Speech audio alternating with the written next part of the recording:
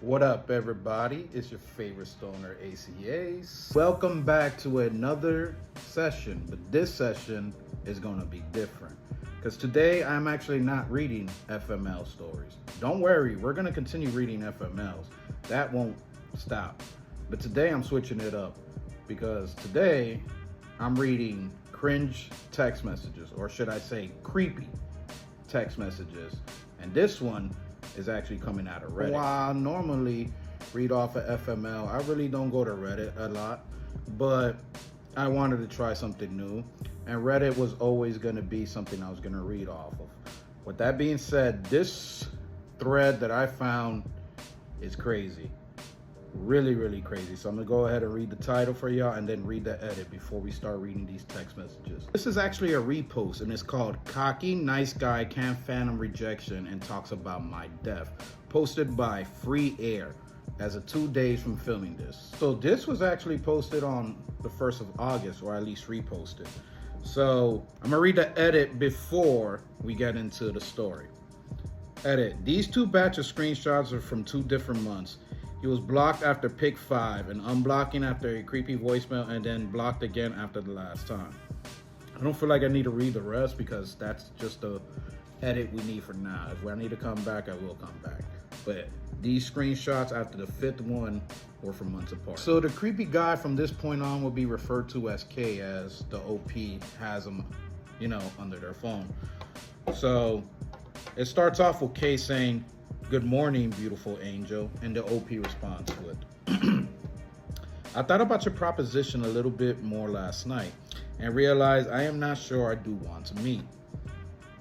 It was off-putting how pushy you wore it. It almost gives controlling vibes. I like feeling independent and having boundaries respected when I say what I want or don't want. I also feel like you may be a little too cocky for me. I like people that are a little more humble." And then there was a lot of love bombing. "Just not the right vibes or fit for me, but I'm sure you'll find a nice Muslim woman. I appreciate your flattery though. It made me feel special, LOL. You are very charming too. I wish you the best of luck." So as we just read, the OP kept it real from the get-go. So, getting a message like that can hurt, but I don't think it justifies anything that this asshole's about to do. So as we can see in the second set of screenshots, K responds with, "What a way to break up. I didn't even get a chance to take you out or chat with you. I wish you all the best. I could have you reconsider, but looks like you figured me out like an open book." For my tongue getting a little tied there at the end. But she responds with, "Break up? I'm still a stranger to you. We talked for at least 10 minutes, if not 15. Enough for me to get a feel. I don't mean to be rude." Kate continues with, "As I said, you read me like an open book. Knowing your powers, it's big. Hope you stop using it on people trying to love you." The fuck is wrong with this dude? "You need to use it on the people that are your patients, not your love life." Well, K is tripping. K continues on with his rant by sending another message that says, "I study psychology as well in San Francisco, but difficult things I came across was practice with an actual doctor and learned a lot. By the way, my main major was aircraft mechanical engineering, so you know." So the OP finally responds to the dickhead by saying, "Thanks for the advice, but as a woman in this environment, it is even important to use it then. If I really did read you correctly, then I'm sure it's not what I want. And it doesn't matter if you're a doctor or the richest person in the world. I care about somebody who respects my boundaries, isn't pushy, is humble, loves my dogs, and who I grow to love. This literally means nothing to me. I'll never be relying on a man for money." Talk your shit, sister. Talk your shit. Last 2 sentences in that text message is, "I'm not perfect or anything. You just don't fit who I am." And holy shit, does this motherfucker respond, as you can see. You can just tell this motherfucker's about to be cringe with this shit too. So K responds with, "I was being sarcastic of you being able to read me. And as I said, I do love animals, and the only issue with them is peeing on my rug or carpet. I do like to be in control and be in charge, but That doesn't mean I'm controlling or cocky. I don't know why I did air quotes on the cocky. He didn't air quote that. The psychologist that I was a doctor over the time we practiced together tried so many times to read me.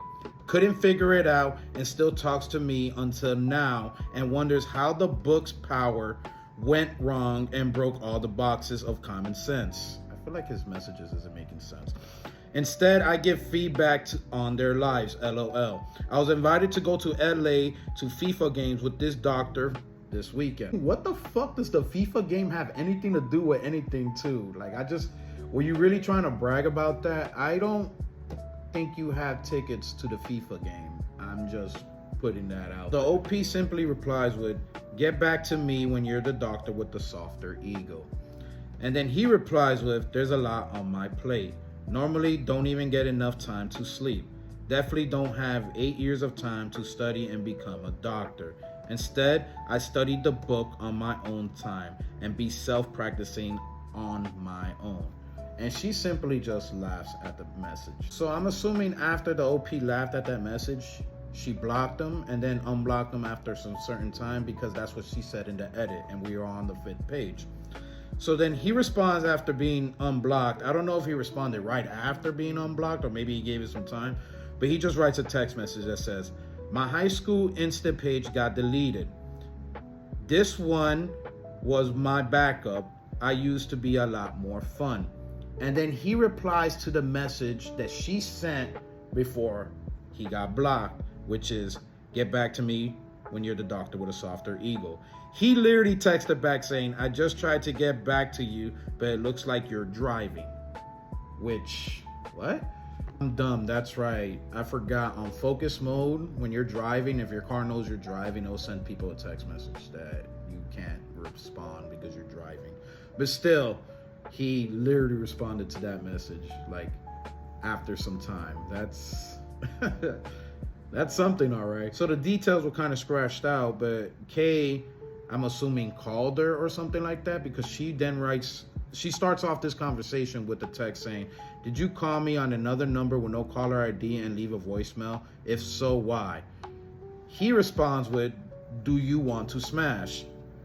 That was you, wasn't it? No feelings attached, only sex. Laughing my ass off. Just answer and tell me why first. He hits her up with the, I just wanted to be mysterious and make it a game to see if we can't figure out who's calling. Which, what the fuck kind of shit is that? The fuck, you in Scream or some shit? I do not like this dude. I feel like I may be in a little bit more ruder than normal, but I don't know. I just don't like this dude. Like, I'm glad she reposted this, because this is all creepy, weird, incel-ish behavior. If anything, everybody should look at these text messages of what not to do when talking to anybody, really. Let's continue, shall we? The OP responds with, yeah, it took 1 second, Mr. I'm so Brody and mysterious that nobody can figure me out. And he simply responds with typo. This page simply ends with her saying, for what purpose? And then we're gonna go to the next page. He responds with, still sharp. Are you down to grab drinks? She responds with, no, I blocked you for a reason. We went over this. Why would you try to contact me on another number with no caller ID with an explicit message? That's creepy, and you know that. That's why I hung up when I said hello. That is creepy. You deserve to get called out on that. Keep calling this bullshit out. It continues with the creepiness by saying, no, I just wanted to see if you can be playful. And then, wow. I'm going to block you again. Don't ever contact me on any number again. It was the same number. So, no sex? And then she laughs at that message, because this motherfucker, if he's pushy like this on text, I'm worried how pushy he is in person. Promise that I am clean. Also, with updated test and warranty. And then homie just drops a location. Down to go there tonight? She responds with, no sex, no anything. There will never ever be anything. I am negative 1,000% interested. Understood? Believe it or not, not everyone wants you. LOL. Okay. The OP says, doesn't mean someone doesn't, but take no as an answer. Stop being creepy and pathetic. I should have never given you my number. Seriously, don't talk to me again. This motherfucker sends a picture of flowers. Now, I don't know if it's like the same day or in the same thread, or if it's a couple days later, but it seems like it's right after because I feel like a date would have shown up on top. Sends her pictures of flowers and says, I will bring that to your funeral. See you in another world. What are you talking about? That's what she said to him. And personally speaking, that's fucking alarming as fuck. That is fucked up. And fuck. But it continues. You're dead to me. Won't connect again. You will regret not getting pounded on G-O-D. This man spelled out God that way. That is so fucking cringe. I swear to God. I don't want to use that word, but it like overuse that word, but that's all I can think when it comes to this cornball motherfucker. So some time passes. So she responds to the message finally. So this is not you casually threatening to bring about my funeral. It's facts. Everyone dies one day. No, I'm serious. Were you driving when you did the voicemail records? LOL. Answer the question. I am not picking up the phone. You can answer via text. It's a pretty straightforward question. I don't understand your question, beauty. Talking about seeing someone at their funeral after they say to lose their number comes off as a loose threat. I am asking for further clarification if that's what you meant. Did you know there's 6 million ways to die? So why are you talking about my death? I guess he finally gets what's going on. What? No way, not a threat. God will bring it. Don't worry. Why would you say that? Again, it's facts that all living things will die except planets. Yeah, but why would you even bring it up is my question. Why are you even thinking about it or mentioning it? Just reminding you that life is shorter than you can imagine. I do a lot of funerals and also a lot of old daycare home arrangements to make them happy. Why did you need to remind me of that? So you don't make life miserable for yourself. As you can tell, I wanted you in my bed, but you're being miserable. I know you feel that way. I had to make sure that you didn't want you to see or bring about my death. Do you want my address? I guarantee to kill your cat. See, I felt like he was making a sexual innuendo, but for a quick second, I thought he was literally threatening to go over there and kill her cat. I'm not gonna lie. I'm kind of slow on that one, but that's how it came off to me, because this motherfucker is creepy. She hits him with the, do you not feel pathetic for being so desperate? For the record, OP has been burning this bitch-made motherfucker since the beginning.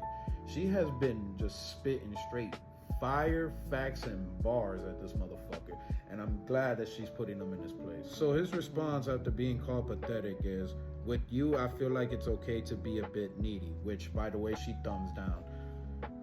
And then he wrote, okay, but I'm sure made you wet, which that's how he wrote the message. And she responds with, and no, you're getting reblocked. I just needed that confirmation so I don't need to make a police report for a potential paper trail. And she responds to the wet thing as dry as the Sahara Desert. Zero. God. I just read the next message and it's just so fucking whack. Anyways.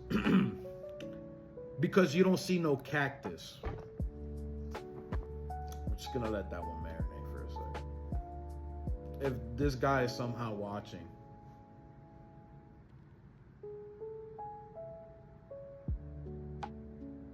OP continues with, in fact, repulsed by your behavior. If I had a dick, it and my balls would be all the way inside of me on a 110-degree day if I ever talk to you again.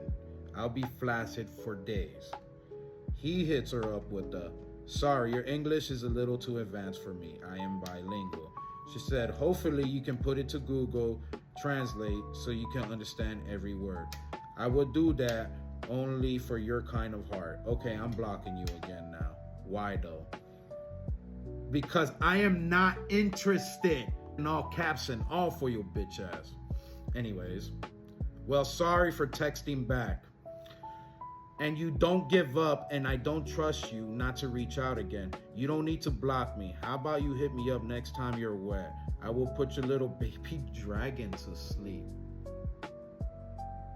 Once again, if you're watching this, so this is the final message OP sends this piece of shit, this fucking weirdo.